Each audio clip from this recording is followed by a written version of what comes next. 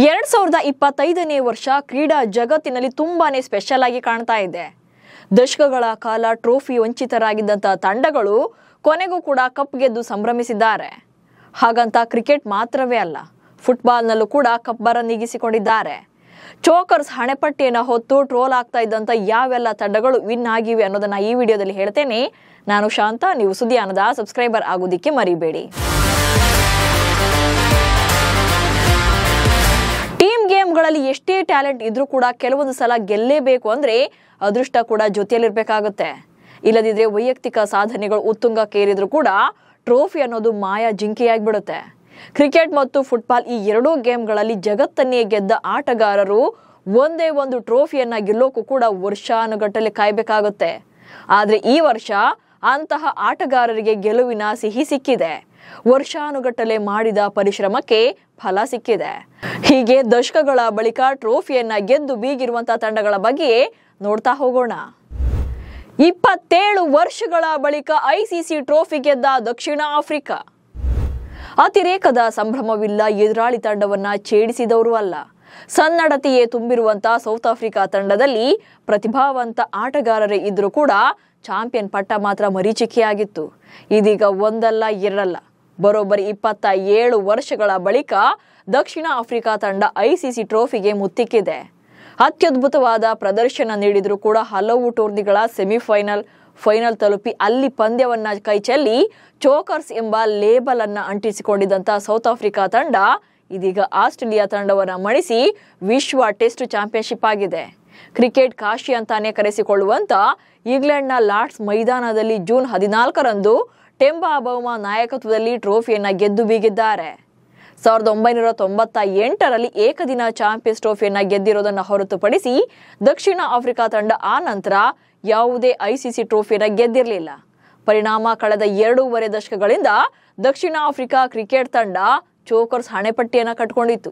ಇದೀಗ ಆ ಲೇಬಲ್ನಿಂದ ಹೊರ ಬಂದಿದೆ. 18 ವರ್ಷಗಳ ಬಳಿಕ ಕಪ್ ಗೆದ್ದ ಆರ್ಸಿಬಿ. ಇನ್ನು 2008ರಲ್ಲಿ IPL ಆರಂಭವಾದಾಗ್ಲಿಂದಲೂ ಕೂಡ ಟೂರ್ನಿಯಲ್ಲಿ ಆಡ್ತಾ ಇರುವಂತಹ ಬಲಿಷ್ಠ ಟೀಮ್ ರಾಯಲ್ ಚಾಲೆಂಜರ್ಸ್ ಬೆಂಗಳೂರು ತಂಡ. ಈ ತಂಡದ ಪರ ಜಗದ್ವಿಖ್ಯಾತ ಆಟಗಾರರು ಕಣಕ್ಕಿಳಿದಿದ್ದಾರೆ. ಆದ್ರೆ ಸತತ 17 ವರ್ಷಗಳ ಕಾಲ ಒಂದೇ ಒಂದು ಕಪ್ ಗೆಲ್ಲೋಕು ಕೂಡ ಸಾಧ್ಯವಾಗಿರ್ಲಿಲ್ಲ. ಆದ್ರೆ ಈ ವರ್ಷ ಕೊನೆಗೂ ಟೈಟಲ್ ಅನ್ನ ತಮ್ಮದಾಗಿಸಿಕೊಂಡಿದ್ದಾರೆ. ಚೊಚ್ಚಲ ಟ್ರೋಫಿಯನ್ನ ಎತ್ತಿ ಹಿಡಿದಿದ್ದಾರೆ. ಜೂನ್ 3ರಂದು ಅಹಮದಾಬಾದ್ನ ನರೇಂದ್ರ ಮೋದಿ ಸ್ಟೇಡಿಯಂನಲ್ಲಿ ನಡೆದ ಫೈನಲ್ ಪಂದ್ಯದಲ್ಲಿ ಪಂಜಾಬ್ ತಂಡವನ್ನ ಮಣಿಸಿ ಬೆಂಗಳೂರು ತಂಡ ವಿನ್ ಆಗಿದೆ. ಈ ಪಂದ್ಯದಲ್ಲಿ ರಾಯಲ್ ಚಾಲೆಂಜರ್ಸ್ ಬೆಂಗಳೂರು ತಂಡ 6 ರನ್ಗಳಿಂದ ಗೆದ್ದು ಕಪ್ ಅನ್ನ ತನ್ನದಾಗಿಸಿಕೊಂಡಿದೆ. ಲಾಲಿಪಾಪ್ ಟೀಮ್ ಎನ್ನುವಂತಹ ಟೀಕೆಯಿಂದ ಹೊರಬಂದಿದೆ. 13 ವರ್ಷಗಳ ನಂತರ BBL ಗೆದ್ದ ಹೋಬರ್ಟ್ ಹರಿಕೇನ್ಸ್. ಇನ್ನು ಆಸ್ಟ್ರೇಲಿಯಾದಲ್ಲಿ ನಡೆಯುವಂತಹ ಬಿಗ್ ಬ್ಯಾಶ್ ಲೀಗ್ ನಲ್ಲೂ ಕೂಡ ಇಂಥದ್ದೇ ತಂಡ ವಿನ್ ಆಗಿದೆ. 7 ವರ್ಷಗಳ ನಂತರ ಬಿಗ್ ಬ್ಯಾಶ್ ಲೀಗ್ ನ ಫೈನಲ್ ತಲುಪಿದಂತ ಹೋಬರ್ಟ್ ಹರಿಕೇನ್ಸ್ ತಂಡ ಚೊಚ್ಚಲ ಪ್ರಶಸ್ತಿಯನ್ನ ತನ್ನದಾಗಿಸಿಕೊಂಡಿದೆ. ಅದು ಕೂಡ 13 ವರ್ಷಗಳ ಬಳಿಕ ಚೊಚ್ಚಲ ಟ್ರೋಫಿ ಗೆಲ್ಲೋ ಮೂಲಕ. ಆಸ್ಟ್ರೇಲಿಯಾದಲ್ಲಿ ನಡೆದ ಬಿಗ್ ಬ್ಯಾಶ್ ಲೀಗ್ ನ ಫೈನಲ್ ಪಂದ್ಯದಲ್ಲಿ ಡೇವಿಡ್ ವಾರ್ನರ್ ನಾಯಕತ್ವದ ಸಿಡ್ನಿ ಥಂಡರ್ ಮತ್ತು ಹೋಬರ್ಟ್ ಹರಿಕೇನ್ಸ್ ತಂಡಗಳು ಮುಖಾಮುಖಿಯಾಗಿದ್ವು. ಈ ಪಂದ್ಯವನ್ನ ಹೋಬರ್ಟ್ ಹರಿಕೇನ್ಸ್ ತಂಡ ಏಕಪಕ್ಷೀಯವಾಗಿ ಗೆದ್ದುಕೊಳ್ಳುವಲ್ಲಿ ಯಶಸ್ವಿಯಾಗಿತ್ತು. ಹಾಗೆ 13 ವರ್ಷಗಳ ಬಳಿಕ ಕಪ್ ತನ್ನದಾಗಿಸಿಕೊಂಡಿದೆ. 29 ವರ್ಷಗಳ ಬಳಿಕ ಶೆಫೀಲ್ಡ್ ಶೀಲ್ಡ್ ಗೆದ್ದ ದಕ್ಷಿಣ ಆಸ್ಟ್ರೇಲಿಯಾ.